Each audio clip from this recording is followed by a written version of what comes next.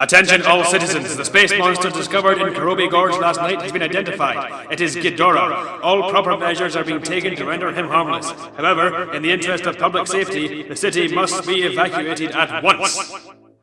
Hello! Hello everyone. Welcome back to the Kaijusaurus Podcast. Yes, we are back. And I've forgotten how to do this. Well, yeah, exactly. It's worth mentioning, though, that we are back due to the kindness of Strangers.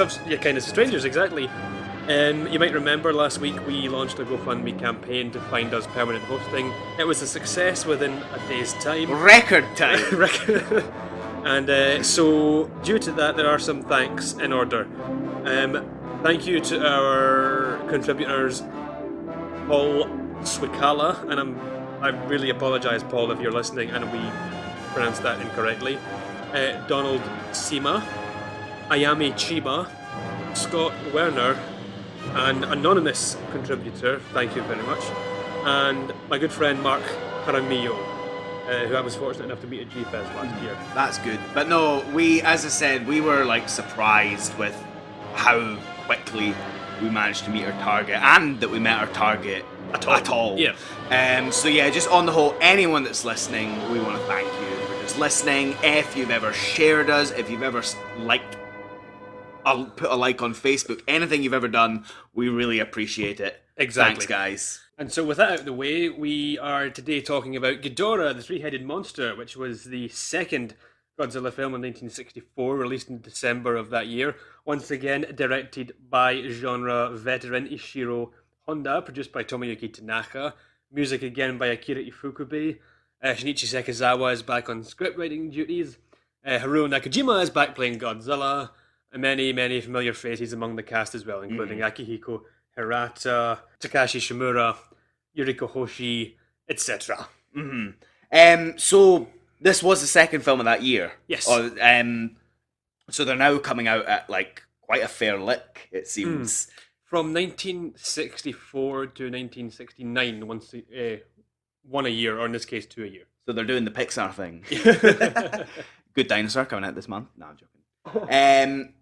Right, so this film I really enjoyed, and I know I do say that with almost every single film of these films, with the exception of the original Godzilla, which is obviously the case. But Ghidorah, I thought, was just a great film, and what I really did like was the sort of human plot, was the sort of conflict between the human characters and the sort of things that were going, because it essentially ties around a failed assassination attempt of a fictional princess. I just thought that was a great plot line to really tie into the monster stuff. Yes, and then indeed. It ties into this sort of science fiction, very paranoia. You're right. That kind of thing. The film, even from its first scene in which a UFO enthusiasts club are trying to make contact with a flying saucer of some description, and they mention a lot of unusual phenomena happening not just in Japan but all around the world. The film takes place in January, but it's in the middle of an extreme heat wave, meteor showers, and they mention an outbreak of a disease. I think so. Just a few spotty things, and in the film we see later a group of mountaineers who are investigating these meteor showers in one of the foothills. But at this UFO club, we meet one of our main characters, journalist. Journalist played again by Yuriko Hoshi, who was Junko in the last film, Mothra vs. Godzilla. Here, so she was the sort of rookie journalist in the last film. Yeah, she was the photographer. Yeah. Yeah, and now she's a very sort of established journalist. Exactly. Yeah. Whereas in the last film, she was sort of comic relief. She would take a photo and forget to take off her lens cap. In this, she's a very kind of competent, independent reporter / researcher for a TV. Well, I think we can assume it's kind of junk TV. It's Mysteries of the 20th Century or something along those lines. And one of the Alien Club members makes a point of the fact that he thinks that she doesn't believe in aliens. She doesn't believe in a lot of these phenomena, these ideas. And that's why they haven't been able to make contact with the aliens. It's her fault. Exactly. But at the same time, it's clearly a sort of professional fascination for her. Because she's trying throughout the film to report and research on these ideas and try to build idea of really what's happening, I think, is the sort of gist. Yeah. And meanwhile, at the same time, Princess Salno of Selgina, the fictional nation of Selgina, which I think you have a lot to say about. I do. But Princess Salno is making her way to Japan on a visit, but it's feared an attempt will be made on her life by defectors or an opposition, or who knows what's going on in Selgina. Crazy stuff. You don't want to know. So our journalist brother, yes, Shindo, who is a police officer, he has been tasked with protecting the princess when she arrives in Japan. Bodyguard, yeah. Unfortunately, on the way, she does not arrive in Japan. What's the dialogue? Akihiko Hirata plays the police chief, and he comes in and says, "Oh, by the way, we don't need you to be our bodyguard anymore." "Oh, why?" "Our plane exploded." Oh. Okay. Yeah, so on her flight, we see the princess sort of chatting to a few of her stewards and things. The guy the steward was a very interesting character. Her sort of like, he's a great actor. Yeah, and you made the point when we were watching it of everyone wears ruffled fur coat. The ruffs. What are they called? Ruffs. Yeah, everyone has ruffs around their necks. Yeah. But anyway, she's sitting in the plane. She's minding her own business. She's watching the meteor shower that our other characters are watching as well. When we hear some chatting, we see some suspicious behaviour from the rest of her staff on the plane, and suddenly a voice appears in her head telling her she needs to go, she needs to run. That's right. And so she just goes ahead and jumps out the plane, and then the plane blows up. I am right in saying that we did get a brief scene of officials back in Selgina sort of plotting this, didn't we? Yeah, we got to see. Now, the guy with sunglasses, our sort of the human antagonist, the assassin who for the entire film is attempting to kill the princess, or the lady from Venus, depending on who you ask. Is he an official from Selgina, or is he straight up an assassin? Well, we don't know. Well, I'm just going to call him the assassin for want of a better term. The character's name is Malmus. If you want to. If you want to follow on with that. So really, with this film, you sort of have the three main plot points. Really, are the journalist and her attempts to piece things together. Our police officer and his attempts to really uncover the mystery behind this assassination behind her plot. Disappearance, and the story of the princess herself. Yeah, who a day or so after her plane is reported having exploded, a prophet appears in front of a large crowd, spouting doomsday prophecies, and our intrepid detective notices that this prophet bears a striking resemblance to the princess. Well, no, it's the police officer did it. Oh yeah, detective. You're right. Yeah, I thought you said journalist. Those words do sound similar. They do. Anyway, so, but this prophet is claiming to be of Venusian descent. Venusian, I love that word. Is that actually the correct? Because I'm not sure if that was just what the subtitles were saying, or if that is the word for someone from Venus. I would guess it would. Yeah, I mean, it makes sense. I'm quite happy. Venusian is a great word. So yeah, this Venusian sort of prophet has appeared. She's spreading great doomsday messages, warning of evils, warning of great problems. She successfully predicts something, if I'm right. She successfully predicts Rodan appearing from Mount Aso or Aso. So yeah, this is first film for you, Ross, with Rodan. Yeah. So has Rodan appeared? Should I know Rodan? Ideally, I would like to have shown you Rodan. Rodan's a great film. I have a kind of love-hate relationship with it. Every sort of alternate time I watch it, my opinion seems to change really? a bit. The way I see it is, it's definitely the most Western in style. Right. Okay. Of the early kaiju films, but it has a lot of emphasis on horror and like a lot of the early kaiju films. It's a good little film. I've definitely had to give it a shot. But yeah, no, so this was my first experience with Rodan, and much in the same way that the last film there, What was your first experience with Mothra? Was my first experience with Mothra. This is my first Rodan, and I must say I do like Rodan as the sort. And I will talk about this a little bit later about how because of the sort of great menace that King Ghidorah poses, that Rodan is not a particularly threatening monster in this film, and is more like a little annoying thing that just keeps scrapping with Godzilla. Well, I mean, you are right. Yeah, it's funny because Rodan is played for laughs here, but that's not at all what the character was played for in the original. Because there are two adult Rodans and a baby in the original, but and Rodan looks much better in the original. Like, yeah, the I can imagine. suit is much better. It's a kind of nice kind of crimson red. Right. Okay. It's not got that stupid long stumpy neck and the kind of Stan Laurel expressions. And... yeah. Oh, yeah. The expressions there because. Well, what I was going to say about... actually, this being... Pardon me. This is sort of, for me, it feels different because this is our first huge big fight between sort of monsters. If I'm right in saying, is this the first of the versus fights where Godzilla wins?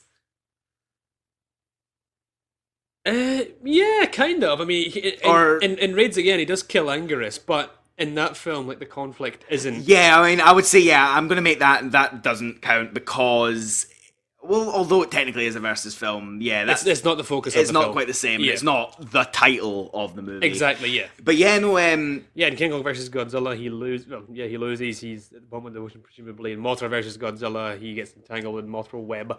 But in this, with a little help from his friends. Yeah, well, because I was going to say, because the thing that sort of changes the perspective is that obviously I'm used to now seeing Godzilla as the sort of the problem, the menace. The issue, the menace, is that when you're faced with a bigger menace, which is King Ghidorah, the interdimensional space horror, Godzilla comes out like your wee scrappy underdog. The enemy of my enemy is my friend. Yeah, exactly, and it's great to watch Godzilla as this silly little dude that throws rocks. Yeah. I don't want to call Godzilla a silly little dude. That's totally right, because this film is the big shift.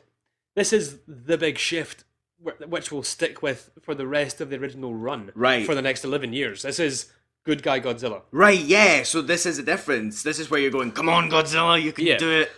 It's nice to see as well, like, Godzilla was dwarfed by Mothra in his last film, but it's a little bit of a different case because Mothra is a flying insect and that sort of thing, and they never really sort of scrap on like the same kind of turf. But in this, Godzilla's dwarfed again by King Ghidorah, who's just this huge, shimmering, golden, beast. Like insane hell beast thing. Yeah, absolutely. What did you think of Ghidorah himself? Well, I reckon we'll come back to that. That's fine. Because what I sort of just wanted to say, and we'll jump back on with the plot, is that for a film with 4 monsters, and for a film where Godzilla faces down against a sort of interdimensional space evil, where Mothra returns, where Rodan makes an appearance, so I'm told, you would expect, okay, that's more than enough to sort of fill the film with that.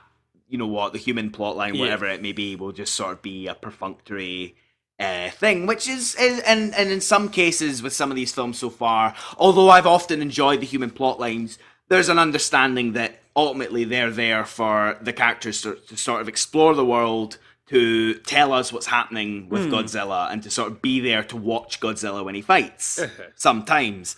But with this, I loved this 45 minutes of build-up, almost, with the detective and the journalist, and the princess. Close enough to the bloody Star Wars trilogy characters, trinity of characters. No, not at all. But this just pulled me through, and it is this perfect setup for this 4-person fight. So Rodan appears from the messages from of the Venetian, from the volcano, and one scene which I wanted to talk about, which I get the impression you would have enjoyed, is the scene in the TV variety show Where Are They Now? Yes. And so Where Are They Now is a sort of variety show where they bring on public figures and allow them to meet their fans and that sort of thing. This is the show that the brother and sister are just watching at home. Yeah, the cop and the reporter are brother and sister. Have we mentioned that? I They're brother think and sister. they They are both seem brother- to have very good professional careers. I'm They both proud live- of them. but they I was both- actually like, I love their relationship as brother and sister. But they both live at home with their mum. Bless them.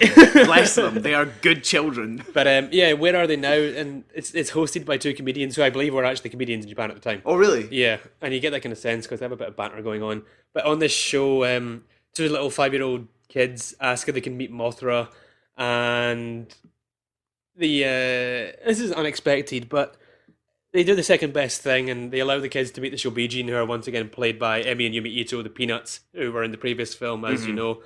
And I mean, this scene is just great. Like, Yeah, I love this scene, and obviously this is to establish that Mothra is still around, Yeah. and to bring sort of Mothra back into the plot. only one Mothra is still around. Well, yeah, that's the thing. They mentioned that one of the larvae has died. Yeah. Just assume so we don't have two larvae crawling Yeah. around. But you know, I love this scene because it's so. One of the things about watching these Godzilla movies one by one that I'm really enjoying is the parts of these films that I love seeing is any time that we see how modern Japanese culture has changed because of these events, because of essentially annual Godzilla attacks. And yeah, we see that the kids say that they want to meet the Mothra. They want to meet Mothra. They want to meet Mothra, and the audience just roars laughing. Yeah. Mothra is a known thing. It's a weird thing that everybody knows about. Kids know about it. We make shows about it. And I just think that's fascinating. So and literally the fact that the Shibin, the Shobijin, the Shobijin are brought on as guests. Yeah, that's great. That they're welcome. That they're given a set. A set is built for them on this stage so that they can feel comfortable. And they're little celebrities. I think is great fun, especially later on. We see them getting interviewed. Yeah. And well, when they're interviewed, they're on the boat. They're on a boat getting ready to be taken back to Infant Island when the princess / prophet / Venusian appears again and says, "You probably shouldn't go on this boat. Don't go on this boat because something's bad is going to happen." And it's nice because like the Shobijin are the only people that actually like heed her warnings. Yeah. And so the boat makes its way, and the princess says, "Oh, it's too late. It's going to happen." The boat is on its way, and first we see what appears to be a pod of whales. Yeah. I think that scene's always slightly confused me because it looks like a little pod of whales. Because I initially thought it was the larva sort Yeah. of swimming through the water. It's well, yeah. I mean, I think it's. I I don't see them. I don't know what the point was. I think sometimes Eiji Tsuburaya just put in these little things. That really have no impact. But we go from this pod of whales, and then we just do a sort of really, a really harsh pan to, and Godzilla rises from the water and sinks the boat. And in the meantime, an attempt is being made on the princess's life. Yes, so the woman from Venus, which she is now calling herself, she looks identical to the missing princess, which the policeman discovers, but has no memories of this, and she claims very thoroughly that she is from Venus. Well, it's funny you should say Mars, because in the American dub they make it Mars. Oh, really? Of course they do. Because Venus, no one's heard of Venus. That's why. But yeah, so yet again, having discovered that someone looking like the princess is still alive, the assassin essentially returns to finish the job with his little team of goons. Yeah, and who look like all the actors who look like they've been watching 1930s, like James Cagney films. Yeah, like they do the little kind of shuffle with the suit jacket and the one of them, the one in the black suit, one in the white suit. Yeah, I love those guys. I thought that was a great little addition to just have our little team being chased by the four goons, the assassin. Hired goons. So these guys are after the woman from Mars. Oh my god, the woman from Venus. We have a shootout in a hotel room. Yes, we do. We have. That's great. There are a lot of shootouts in this film. Great, I think there are about 4, and every one riveting. Just flipping through my notes here. No, that's fine. I'll take over here. So obviously, this attempt on her life is unsuccessful, and the assassins flee. By this point, the detective and the reporter take take the Venusian / princess / prophet up to a laboratory near Mount Fuji for some psychological treatment. And they meet a professor there, a professor of psychiatry, I suppose. Yeah. Who's played by Takashi Shimura, who was Professor Yamane Right. in the original Godzilla. Excellent. And Raids again. But through circumstances, it's not really worth mentioning on the episode. This information is broadcast on live national TV that the princess is now there. Yes. And the goons are watching TV. And they go, oh, and they go, excellent. Oh, she's there, let's go. Which is quite ridiculous, but you know what? It got them there. And, well, yeah, that information is mentioned while some of our heroes are making a plea in front of the Japanese government, it seems. And it's a little bit of a retread of Mothra versus Godzilla. Yeah, well, we've seen similar sort of scenes. Asking Mothra for help. Well, yeah, because that's the thing. I want to, jumping back on the Mothra thing, and we were talking about the television show, the other little sequence that comes with asking Mothra for help is when the Shihabin sing that song. And we actually get a very similar sequence twice in the film. Yeah, that's what occurred to me. That's what I've written down here. Like, do we need the whole sequence twice? I am kind of cool with it because that sequence is great. Like, that music is so good. It's so punchy. The filming of the people back on Infant Island is great. Like, those shots are great. It's a great little sequence, and it really, like, ramps you up for Mothra arriving. And I think what I like about repeatedly showing us how willing sort of the Japanese government is to ask Mothra for help is that it just sort of explains to you just how, like, unabashedly accepting they are now of this fucking Mothra bullshit. This thing's existence, of this weird, cultish, and we talked in our last episode, deity-like, godlike creature. Japan's cool with it. You know, they're not going to ask the questions. They're just going to, they're just going to seek help when they need it. And so what we're building up towards is, first of all, a big shootout at this hospital. The goons arrive, That's right. and we're attempting to rescue the princess, or the lady from Venus, and slowly but surely we are building up to the four-way takedown. Yeah, this is just a testament to how much is going on in this film. We've done this whole plot recap / discussion and not even mentioned the title monster. That's true, yeah, and in this hospital sequence, the lady from Venus finally warns us that Ghidorah is coming. And I think we're left to assume that it's left sort of ambiguous what exploded the princess's plane. We know there was a bomb. Mm-hmm. Was it one of the meteorites? Was it King Ghidorah's meteorite? Yeah, exactly. So yeah, it's worth mentioning. Like, obviously, the entire time during the shooting stars and the meteor shower at the start of the film, a particularly large meteor that's crashed somewhere in the Japanese Alps, and an expedition headed by Hiroshi Koizumi, playing Professor Murai, reprising his role from the previous film. Oh, is he reprising his role? Yeah. Excellent. It's one of the very few instances of someone reprising the role. Reprising a role. Yeah. Well, because very briefly, I liked how much this film felt like not a direct sequel to, but a continuation of Godzilla versus or Mothra versus Godzilla. Oh yeah, exactly. Because there is the line that drops. When they're, I think that's when they're addressing the government and say, "Oh, as we all know, Mothra has once defeated Godzilla." And it's the same Infant Islanders. It's the same chief with his huge white feathered headdress, and so there is a nice sense of continuity between these films. It's not hard continuity by any means, but it's just a nice sense of belonging in very much the same timeline. But I digress. So Hiroshi Koizumi playing Professor Murai again, who just seems to be a professor of science in general. He is heading an expedition to go and find this meteorite and study it and find out what's the haps with it. Mm-hmm. Finds out it's heavily magnetic. It's growing.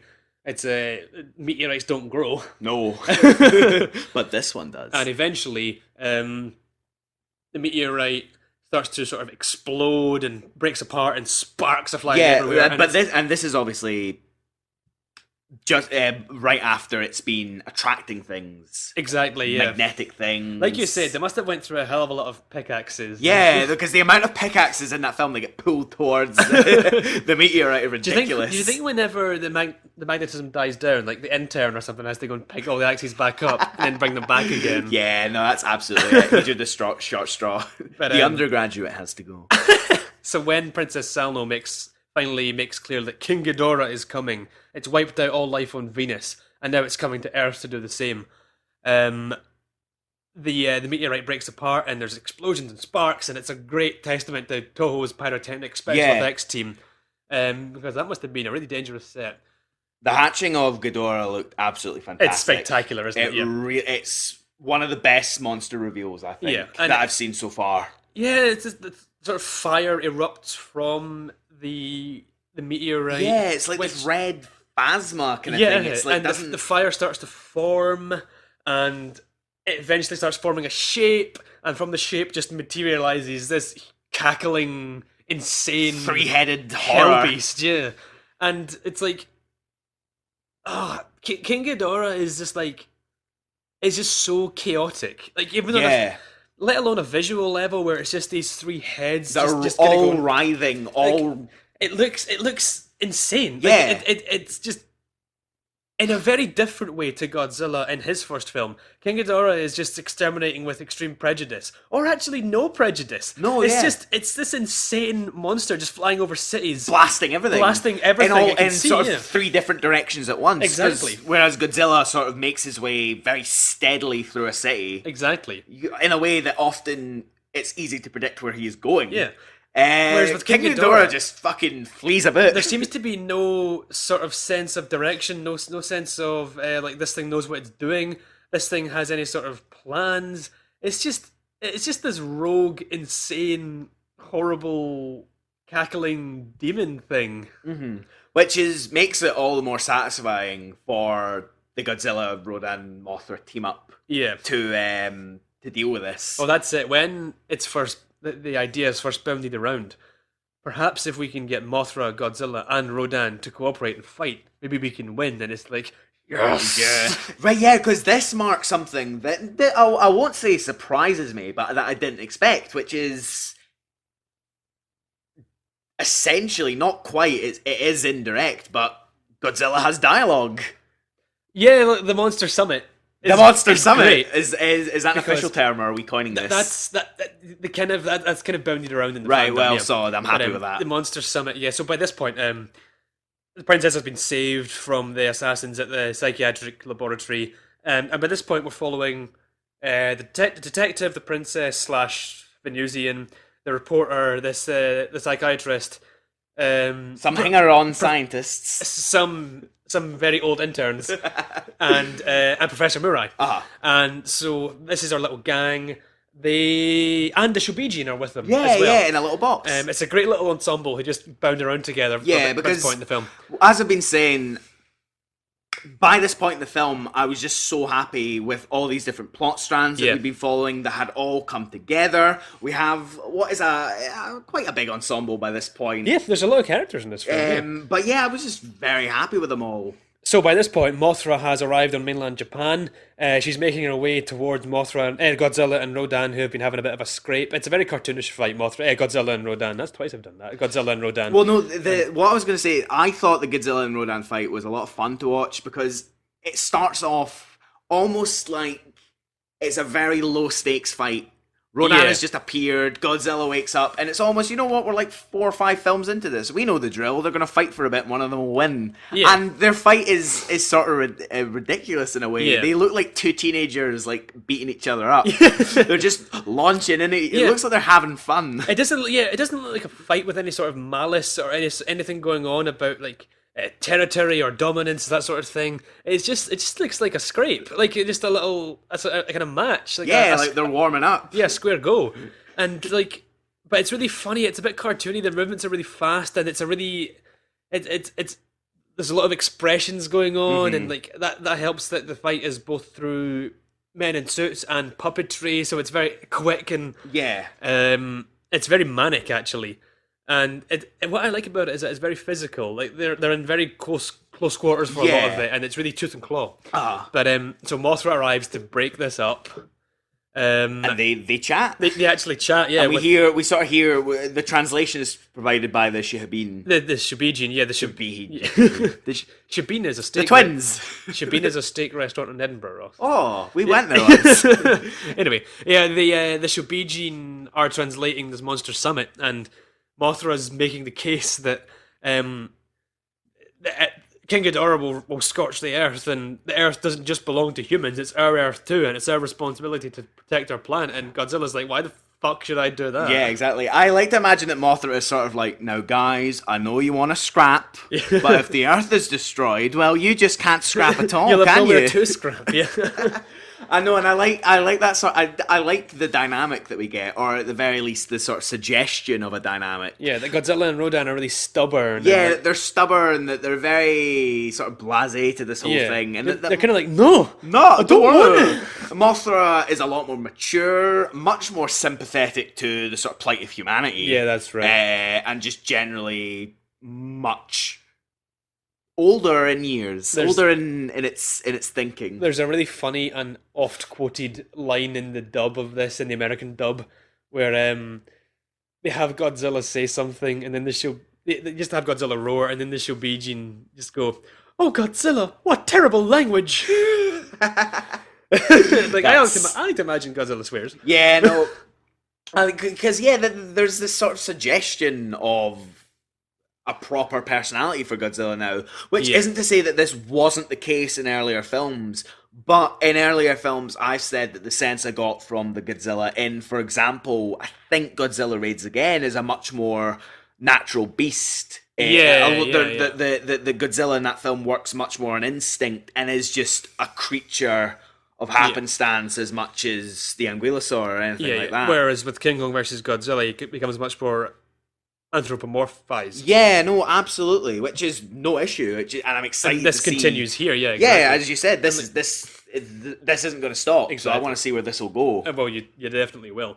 So the Monster Summit is a failure. Godzilla and Rodan refuse to help, refuse to save the Earth, and so the Shobijin inform the characters and we, the audience, that Mothra's going to have to go and fight by herself against insurmountable odds. Like Mothra's not going to win this one. Mothra heads off to fight Ghidorah, who is now in the very near vicinity. Big ups Mothra, by the way. Big ups Mothra, yeah. Just going to do it. I know, yeah. And she doesn't make a big deal about it. She doesn't get pissy about it. She's although I bet she's passive aggressive. Yeah, I can absolutely. Mothra heads off. The Mothra larva heads off to fight King Ghidorah by itself, and doesn't even get anything in edgeways before King Ghidorah's gravity beams are sending her flying all over the shop. Yeah, and that's what they're meant to be, by the way. That's the kind of the official term is gravity beams. So that's why like they not only kind of explode things, but they make them kind of go. Yeah, the sight of Mothra sort of flipping about is distressing. It's distressing, and the person that seems to distress the most is Godzilla. Yeah, because Godzilla seems to see this and goes, "No, I'm not standing for this. Yeah, I'm going to say something. Nobody gets to batter Mothra but me." And he does. He's like, "Right, it's time to go." Yeah. And he kind of just like has a little run down the hill, and he's like, "Right, you're getting battered. Pick on someone your own size." Exactly. And I think Rodan joins in as well. Rodan joins in, so why not? Moved by Mothra's plight, Godzilla and Rodan join the fight, and then we have the four giant monsters, the greatest battle on Earth. And the battle begins, and it's just manic. It's great. There's so much going on in the battle. First of all, Godzilla gets blasted in the balls. Yeah. and just like... poor fella. Godzilla gets blasted in his crotch and on the tail end of his ass. Yeah. And he has like a bit of a bad time, but then like Rodan engages Ghidorah in something of an aerial dogfight and makes Ghidorah chase him, and then like turns right back round and just... And there's a bit where Rodan, I believe, lifts Mothra. Rodan allows the Mothra larva to crawl on its back and then lifts it up and floats beside Ghidorah so that Mothra can weave her web around Ghidorah from good angles. And Godzilla can chuck rocks. Godzilla chucks rocks. Because... And, first of all, to start with, Ghidorah manages to stand its ground a lot because uses its beams to sort of send Mothra flying, and it's physically bigger and towers over Godzilla and pushes him into a bridge and manages to get him down a bit. It's really Rodan who turns the tides of the battle by engaging it in the air, like I just mentioned. And the fight is just great because it's so manic, and it starts, like I said, it starts off Ghidorah managing to hold its ground somewhat. Then it becomes just a bit of a gang beating. Yeah. Because I really love the humor that's implicit in Ghidorah being built up as, like I've said, a space monster that has literally ravaged the planet of Venus completely. I like to imagine, by the way, just to interrupt briefly, I like to imagine that, like, the reason Venus didn't survive King Ghidorah is because it had no guardian monsters of its I own. think the implication is that Godzilla, for better or for worse, and whether he likes it or not, belongs to Earth, and I assume time and time again will be shoved out and forced to hell. Yeah, exactly. And like Godzilla, Rodan, and Mothra are literally the only things standing in this thing's way. If they can't do it, then the Earth is gone. But as I say, I find it immensely funny that we have Ghidorah, like I said, space monster, but he's not quite defeated in this way, but one of the methods that they used against him is wrapping him in web and chucking rocks at him. Yeah, that really takes out of him. Godzilla chucks a lot of rocks in this one, and that's how he defeats the dreaded space monster, throwing some rocks at it. Well, it is nice. I mean, like, Mothra tangles up the three heads, and it's the most still they are during the whole film. And actually, if you noticed, wraps up the wings as well. Yeah. Rendering it totally immobile. Well, almost totally immobile, which leads to Godzilla grabbing King Ghidorah's two tails. Did you notice it has two tails? Yeah. Grabbing King Ghidorah's two tails and just throwing it, throwing King Ghidorah down a cliff, a ravine, or a short hill or something, and just, it's great. Like, it is great. It becomes a bit cruel because Poor Ghidorah. Poor Ghidorah. It's that world-conquering menace. I know you destroyed the entire planet. There's nothing personal. Venus. Yeah, Mars, Venus. Depends what version you're watching. Yeah, my mistake. King Ghidorahs are from Mars. Venusians are from Venus. And in the end, what happens to King Ghidorah? King Ghidorah flies away. That's right. Flies away. So it's not defeated. Yeah. Not killed or destroyed, but certainly fucks off. Yeah, think about our record so far, though. The original Godzilla's vanquished, but it doesn't really count because it's not really a multi-monster film. Godzilla raids again, and Anguirus is killed by Godzilla. But King Kong versus Godzilla, both monsters survive. Yes. Mothra versus Godzilla, both monsters survive. And Ghidorah, the three-headed monster, Ghidorah survives. They all survive. So yeah, it's important to remember that King Ghidorah's still out there. Good. Still waiting for us. And this is quite a beefy plot. There are so many little elements that we have forgotten. Exactly, and this is because... Sorry, you go. No, you go. I insist. Because meanwhile, back on the ground, we are still dealing with the end of this princess plot. The assassination plot, yeah. And this is such a good example of what I was bringing up in the last episode, Mothra vs. Godzilla, how good the Toho screenwriters are at weaving together the monster and the human action, because the examples I have written down here are, for example, during Godzilla and Rodan's initial fight, this is going on at the same time as the princess/Venusian is about to receive shock treatment. The detective is instructed to set the dial for the electricity to 500. Anything more will be damaging to the patient. The assassins overhear this, sneak in once the detective's gone, and put the meter up to 3,000 volts. That will surely kill her. They don't have to get their hands dirty, which was a nice thing, nice bit of dialogue they said. They'll make them do it instead. But as the doctor's getting ready to administer the shock treatment, Rodan, who has by this point picked up Godzilla, drops him. Godzilla crashes down onto an electricity pylon, destroying all of the electricity supply to the entire region and saving the princess. Yeah, exactly. Which is so fantastic. And the other example I have is I think you were going to say by this point, while the monsters are fighting Ghidorah, our heroes have lost the princess, and she appears to now be sort of down some sort of cavern or cliffside, and she's praying for the Earth to be delivered from Ghidorah. Meanwhile, Malnus, the only surviving assassin, well, even then, like, during King Ghidorah's rampage, mad lightning bolts, gravity bolts going everywhere, takes out the assassins. Yeah, it causes, I believe, an avalanche. An avalanche of boulders. Crushes the car. Which crushes all but one of the assassins. Yeah. So yeah, Malnus has survived. He's on the opposite cliff edge to the princess. He's got what was like a sniper rifle. Yeah, a rifle, and, certainly. Yeah, a rifle of some description. We're not gun nuts. This isn't the gun cast, This is and so he's taking crack shots at the princess. Our hero, the detective, comes down, and a little gunfight takes place over those. But of course, at the same time, the monsters are still fighting just above this cliffside. Yeah, and it's stressful. Yeah, exactly. It's very stressful. And because of the monsters fighting, there's another sort of an avalanche of boulders, and the boulders crush Malnus and take him down after he briefly almost catches what looks like a styrofoam boulder. Yeah, but it's okay. It's okay. But it's fine. He catches the boulder that kills him. Exactly. The one that knocks him off is the one he manages to catch. That's great. The interconnectivity of the monster and the human plot. Yeah. It's just, I so admire it, and it's something I never picked up on as a kid. But Well, no, and I especially liked this one because with this whole princess plot, you have essentially what feels to me this is the first time that a sort of human character has become privy to the sort of goings on, like, above them, you know? Like, the things... Obviously, we've had in the past scientists that can certainly predict things and understand things. Tacticians that may understand what's going on, and the islanders, for example, of Infant Island. So maybe they count, but...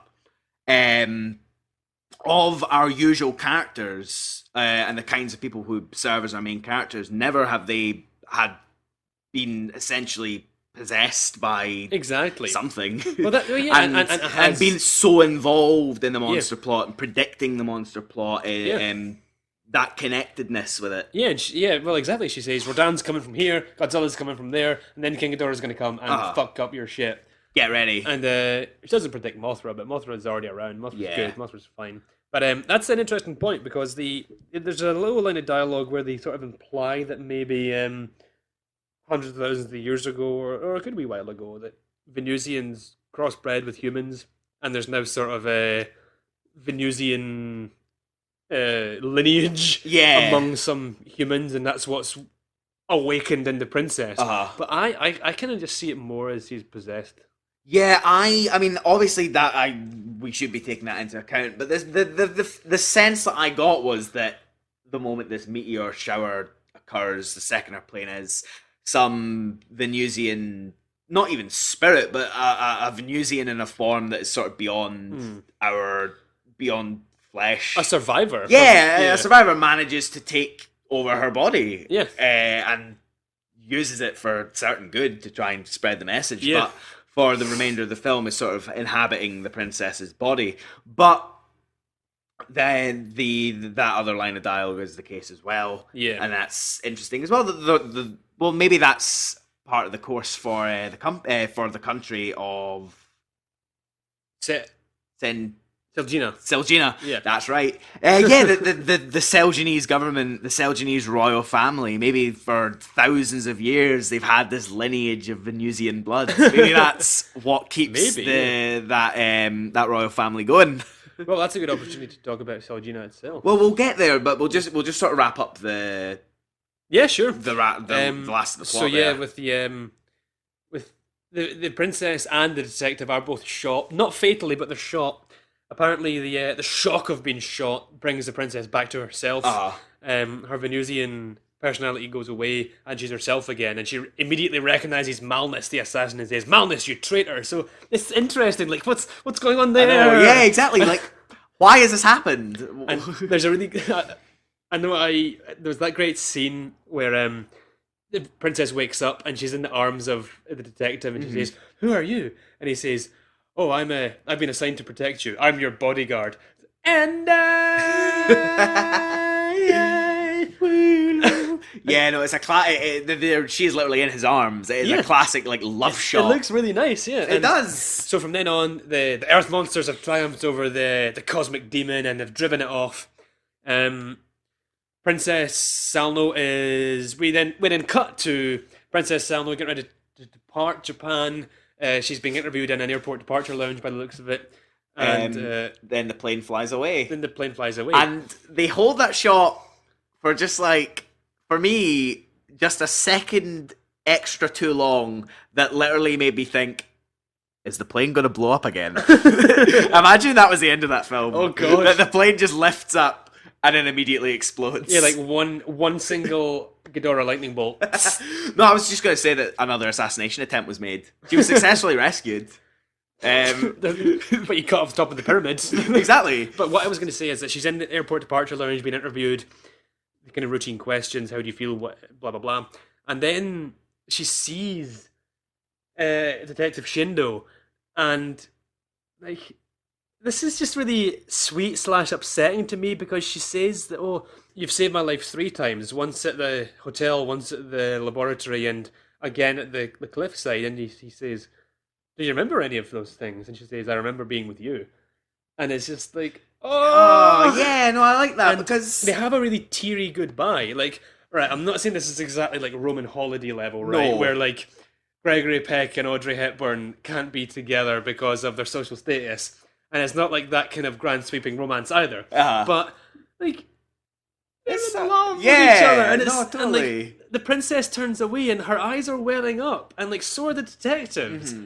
And like, romance, you'll come to see romance and love and relationships are like almost entirely not a thing in kaiju films. Yeah. They just don't really play a part, any significant part at all. Yeah, and often, while we have had plenty of characters in relationships, it's often just very steady boyfriend-girlfriend situations. Exactly. A lot of steady, often professional couples. Exactly. But this was, with the exception of the Serizawa unrequited love in the first Godzilla, this is the sort of closest we've kind of got back to and that sort of level of emotion. This is so sweet, because it just comes out at the end. And it's very subtle. There isn't a lot there, and there's not a lot of lines of dialogue talking about this. But there's just enough by those two actors. It's understated, yeah. He doesn't just go... He doesn't make some sort of grand gesture. I love you, but we can't be together, bye. Yeah, exactly. Like, we know that. Yeah. It doesn't have to be said, we know that. And like you said... Because she's the princess of Senjina. And and her plane departs, and the detective watches it. And like, they hold the shot for a little bit of just the close-up of him just watching her depart, and it's like, oh shit, man, that's. Oh. But I really like that really, really subtle hint of romance. Yeah, no, I like that, because as I say, the human characters in this film carried the film for me, and a lot of their little character dynamics were very subtle and things that aren't necessarily stated, but there's enough there for me to fill in. There's enough there for me to enjoy. Like, I did like the relationship between the brother and the sister. There isn't an awful lot there, apart from that one scene at their home. Yeah. But that's enough for me to sort of really like them. I thought they were a very wholesome duo. Yeah, their relationship is very... They're both professionals, but they're really playful when they're together. And like, it's really funny, because when she tells him to change the TV channel, and goes, oh, I'm watching the news, and she just changes it over, and she climbs over him and like changes it anyway, then he kind of storms off in a bit of a huff. And reads his paper. Yeah, exactly. He just reads his paper in an anger. But no, But yeah, that's the film. Yeah, that is the film. And our final shot is, well, the Mothra, the larva, swims away. We get Cheerios from the Peanuts. From the Peanuts, yeah. I shall call them. But our final shot is Mothra going back to Infant Island with Godzilla and Rodan on the cliffside. Just standing on the cliffside. Yeah. Titles come up right on top of them. Yeah. And honestly, it's great, because you're just left with Godzilla and Rodan, who not like 40 minutes ago were having a big scrappy fight for no reason. And then they're just stood next to each other. I sort of imagine, what now?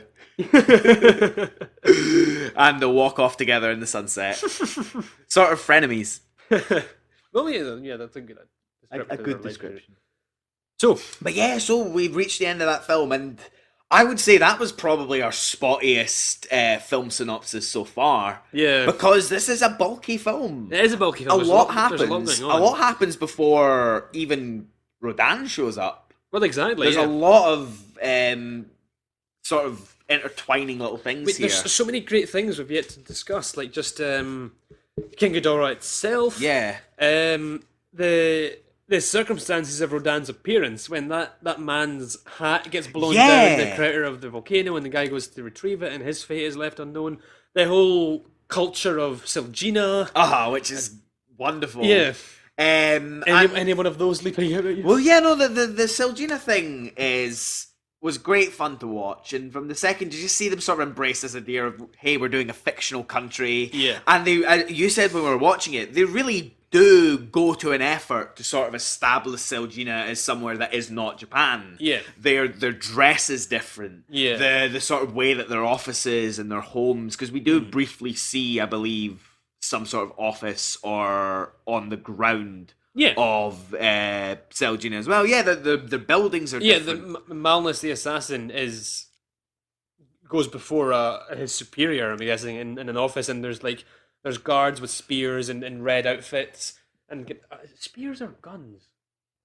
I'm not quite Maybe sure. it's both. I can't remember, but there's one patrolling in the back, and they wear huge ruffs, and it looks like Elizabethan ruffs. Maybe it's kind of weirdly Central Eastern European. Yeah. But it's really cool because Toho have dabbled their hand at like fictional states and fictional countries, because in the original Mothra there's the country of Verlitica, which is a kind of smashed together of Russia and America, where it has Newkirk City. Ooh. But it has a really sort of small, almost Bavarian village as well. And so this is a kind of extension of that sort of thing. Will we ever see Selgina again? No, that's unfortunately. unfortunate. If anyone has any leads on this, if any listeners know if there's any additional information on Selgina, if that's ever used again, let me know, because I'm into it. Well, Legendary Pictures now has the license to use King Ghidorah. Well, right, okay. So hopefully bring back... see if in this really grounded universe. No, see if the new one, this new film, it's like an hour and a half long, serious political drama set in Selgina. That then just is interrupted with King Ghidorah at the end. That's Ken Watanabe in the rough. Yeah. Yeah, the costumes and that still need to be the same. But yeah, no, so I liked this movie a lot, and it was a movie that sort of I found it entertaining from the get-go.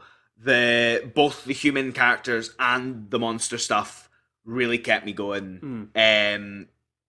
And I just felt like there was, to me, because this has continued on, in a sense, from Mothra vs. Godzilla, I was just so pleased with the sort of continued sense of world building that we're getting. Yeah, you're absolutely what with right. Now, we're now building fictional countries around Japan, which Japan is interacting with. We have Infant Island now. Yep, we have it's just a thing. It doesn't need to be established anymore. The Shobijin, yeah. The Shobijin.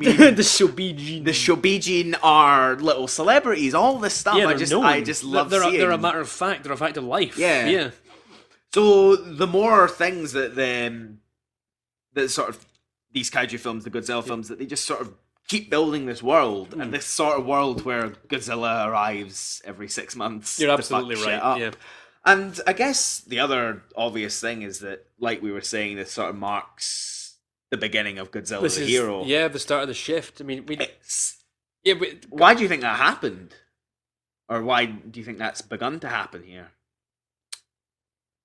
It would be easy to say to appeal to kids, but I don't think that. No, I wouldn't think that. That's kind of a cynical attitude, I think. I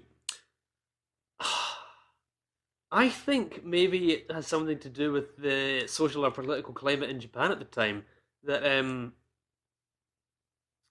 Japan was sort of starting to not embrace nuclear energy, but, for example, it had nuclear plants around about this time, and they're starting to crop up. And I don't know, maybe it's because we can read something into it of what once was fearsome and scary to us can now be harnessed. Can now protect us. Yeah, it can be used. Because in the meeting scene in the meeting scene earlier, one of the officials raises the nuclear question: should we just nuke them? Right on the bat of that. But carry on. Yeah. And the anti-nuclear message is still there. So like what I'm saying there is, I do understand what you're saying. But I mean, this 1964, Japan held the Olympics. Yeah, and so like Japan is a sort of notoriously closed off country. It's very insular. So like in a way, this sort of tiny country is opening its outdoors in the. It's so important to read these films in the climate they were produced in. Yeah. Because they're absolutely reflective of that. And as Japan changes, Godzilla's got to as well. And again, I don't think you could build a franchise. We say this again, you can't build a franchise again and again with Godzilla as the villain. No, You absolutely not. You can't. And that's the other thing, is that as each film comes and Godzilla is more and more personified, it's becoming increasingly difficult for Godzilla to be the villain. Exactly, yeah. For his motives to be revealed. Because think of it, we hear what Godzilla has to say about everything, but we certainly don't hear what King Ghidorah has to say. Exactly, He's just there to destroy things. No, you're right. Something... Oh, no, carry on. Something I was going to bring up again, which we've discussed fairly regularly in these episodes, but not in their previous one, Mothra vs. Godzilla, is what happened to these films when they were exported to the US. Right, okay. We didn't discuss this in Mothra vs. Godzilla, but I wanted to, but I'll just recap quickly. When Mothra vs. Godzilla was exported to the US, relatively minimal changes in comparison to what had happened before to other films, but a new sequence was shot, a new special effects sequence. This is in Mothra vs. This is in Mothra vs. Godzilla, the previous film. A new special effects sequence was shot with the Godzilla suit, with Godzilla being attacked by a US Navy battalion. Right. Using Frontier missiles. And it's an interesting addition. I don't think it particularly adds much, but it's interesting. I don't know if that was maybe at the behest of the American distributors to see some sort of US military effort against Godzilla. But yeah, so that's that. And it's incorporated much more organically into the film because it actually has a suit, and it's Toho effects artists doing this, if I remember correctly. Well, that's good. But and the reason I'm bringing this issue up again is because really until 1985, there is no need for us to discuss this again. Because this is kind of the last film that had any sort of significant changes made to Really? it. Okay. Until 84, 85. I say significant, we're talking scenes trimmed, scenes shuffled around a bit. Nothing like overly intrusive, like Raymond Burr, the original. Yeah. Because some of those earlier films that you said were sort of changing who the protagonists were, who we were following. Yeah. Almost, you could make an argument that they were trying to hide the fact that they were Japanese, but not like I'm saying anyone's racist, but they were. So so this is the last film to have really significant cuts made to it until the 80s. Like I said to you earlier, Venus is Mars now, and so yeah, like a lot of cuts here and there, trimmed down a wee bit, and scenes shuffled around a bit. Yeah. But maybe. All in all, it's not a different film. Yeah, and it's just in the way that it was the kind of changes that they were making, but not in the way that Gojira and King of the Monsters can be absolutely separate, different films. The way that Godzilla Rides Again and the Gigantus the Fire Monster, I would say, are different films. Yeah. King Kong vs. Godzilla, no, it's the same film. It's just alternate different versions. Yeah, the Blade Runner effect. So for the next few films, there's going to be fewer and fewer changes until something happens in the 80s. Until something happens in the 80s, but we'll get there in ages away time. Excellent.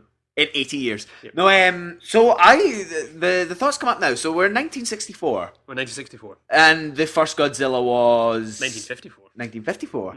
10-year anniversary. Exactly. 5 films in 10 years is not bad. Not bad. Yeah. Not bad. And bearing in mind that in between it, we've got things like Mothra and Rodan, all Mysterians, by the same team, by the same studio. Battle in Outer Space, Varen, Gorath, the H-Man. A solid. It's been a good 10 years, Steven. Yeah, well, it's a glorious first 10 years for Toho, really. And what a mark they've made in the first 10 years in the international science fiction landscape. But I'm glad you enjoyed this film. We'll do a little thing now where we've heard a little thing we usually do here is we hear what Ross thinks of it as a newcomer. We hear his thoughts and opinions, and then we'll see how they measure up with the general consensus. Yeah, I'm really interested to see what the vibe is here. Well, as you can probably tell, this is a highly regarded film. This is it's not quite original level or Mothra vs. Godzilla level, right? But what is? I would say this film it's very highly regarded. It's a solid maybe 4-star affair for people. I would say it probably cracks a lot of top 10s. It's not like top tier. No, but it's a bottom it's top. a solid favourite. Yeah, I would say. Yeah, and it's there's much more people that like it than don't like it. Yeah, I can And imagine. how can you not like this film? People, we also have some messages and stuff. But what did, as far as you know, the people that don't like it, what's sort of the common reason? Or I don't know. You know, I really just don't like fun. fictional nations. All countries should be real. So yes, you're right. We do have some listener feedback on Ghidorah the Three-Headed Monster. Thank you to those who submitted. We'll take one each. Yeah, certainly. Sure. Okay, the first one is from Tumblr user BlackEye15. BlackEye15 writes, concerning the next Godzilla movie, much as I enjoy Ghidorah the Three-Headed Monster, and it basically being the Avengers for Toho movies, actually I'm going to elaborate on that, because that's a good idea. A good idea. And I mentioned that, I think, before on the Mothra 61 podcast. Anyway, sorry, BlackEye15. As much as I enjoy it being basically the Avengers for Toho movies, it feels rushed at times or burned out. Especially when King Ghidorah is on screen. Except when King Ghidorah is on screen, of course. Although I do love that King Ghidorah is not under control for once.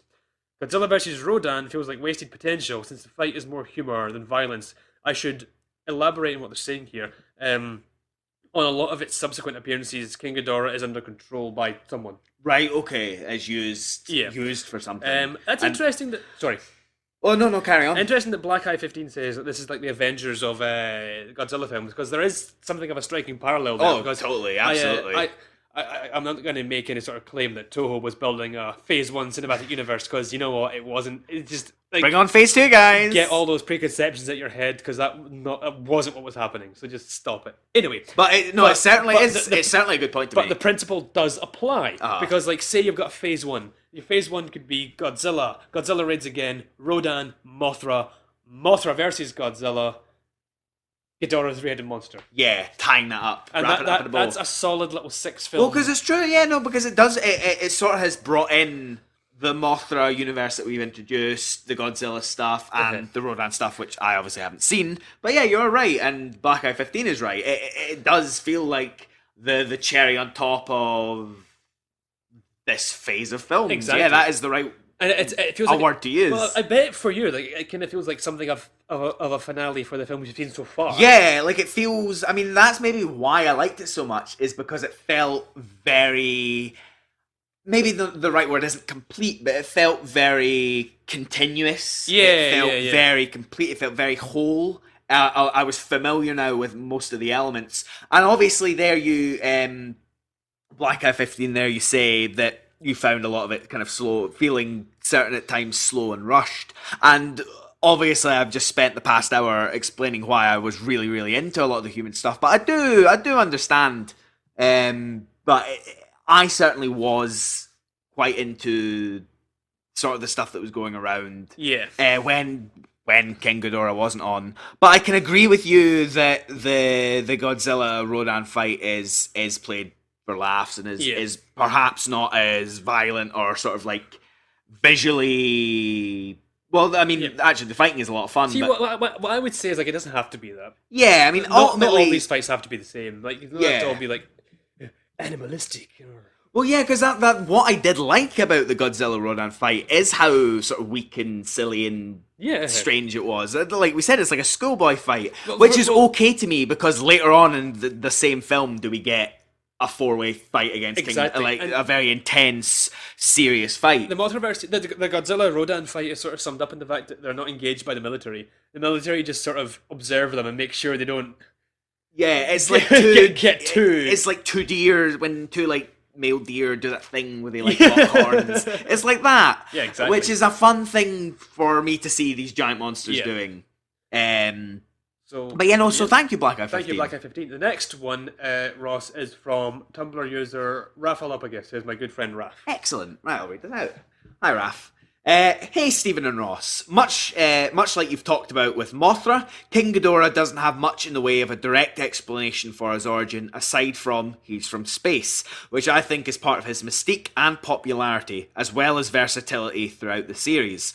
What this movie does offer that kind of goes by the wayside in further installments is the really interesting backstory from the Venusian princess, which effectively gives us a preview what might happen here.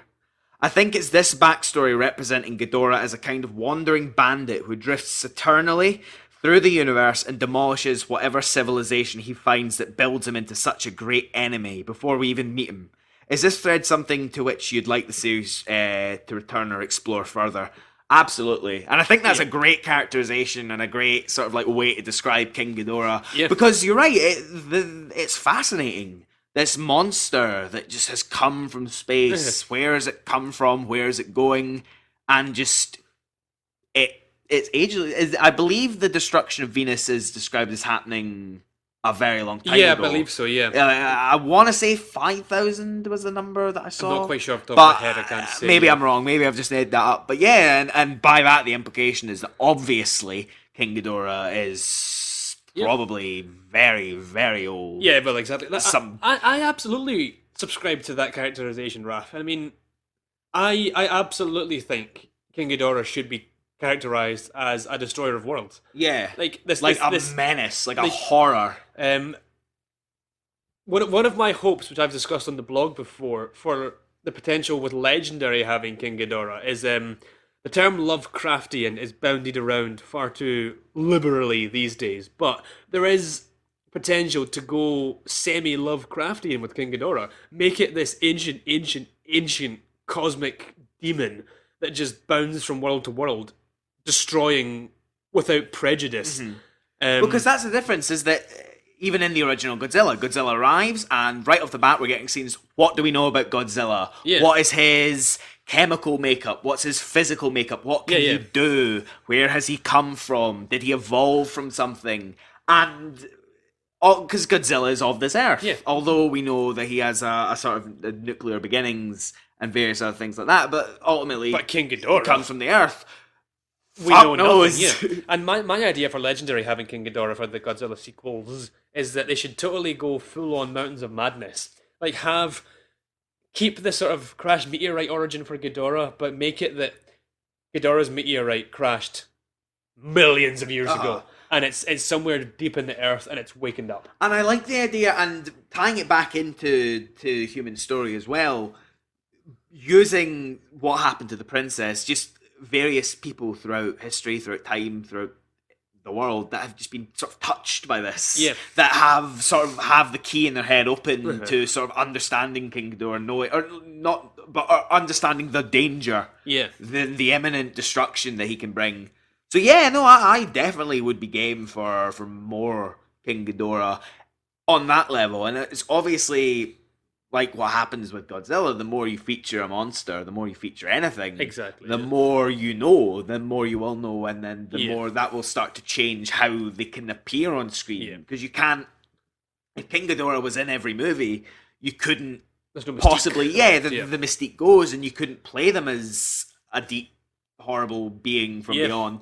But I absolutely would love it if we could go back to that. Me too. So I want a direct sequel to this. I want more Selganese political anarchy. I want more of that.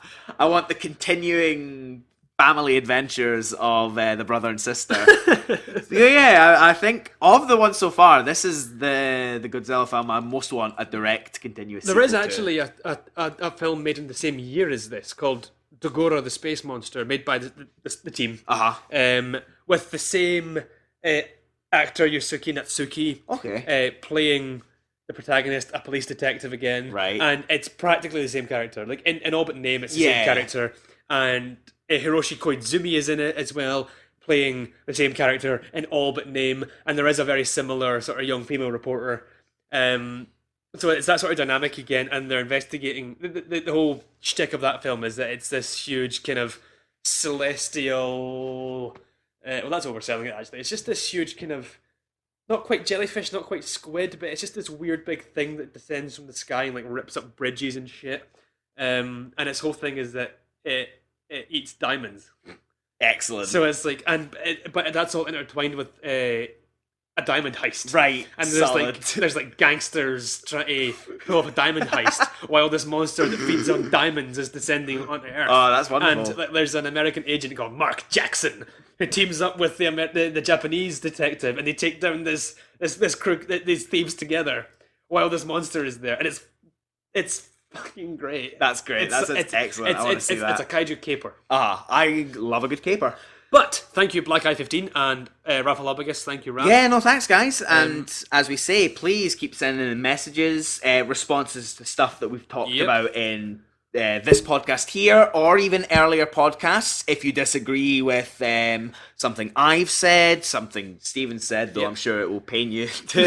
No, look through the blog and you'll know I'm game for an argument. Well, that's true. That's true. The Beast of 20,000 Fathoms isn't a kaiju film. Yeah, and especially if you do think I have the wrong opinion about something, or I've been too hard on something, please let me know. And I love to hear people fight their case. If there's something you think I've not given the benefit of the doubt, fight its case. Exactly. Or if you think there's something that I am praising far too much, feel free to call me out and tear it down.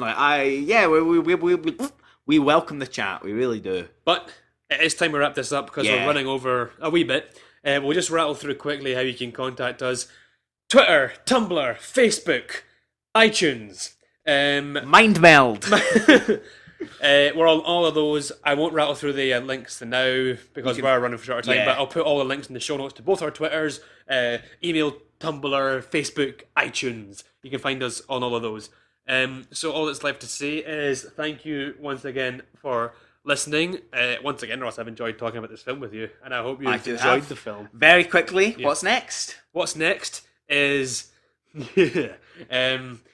What's next is...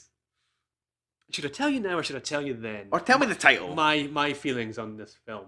No, I don't want to know. I just want to know what the title is. The title is Invasion of Astro Monster, alternatively known as Monster Zero, or Godzilla vs. Monster Zero, or Great Monster War. And in the UK, where they tidied up the English a bit on the international title, and the old VHS I had was Invasion of the Astro Monsters, and things get more cosmic. Right, in this okay. one. So, Invasion of Astro Monster is next. Excellent. And with that, good night, everyone. Thank you, everyone. Or good morning. Bye. Or good afternoon.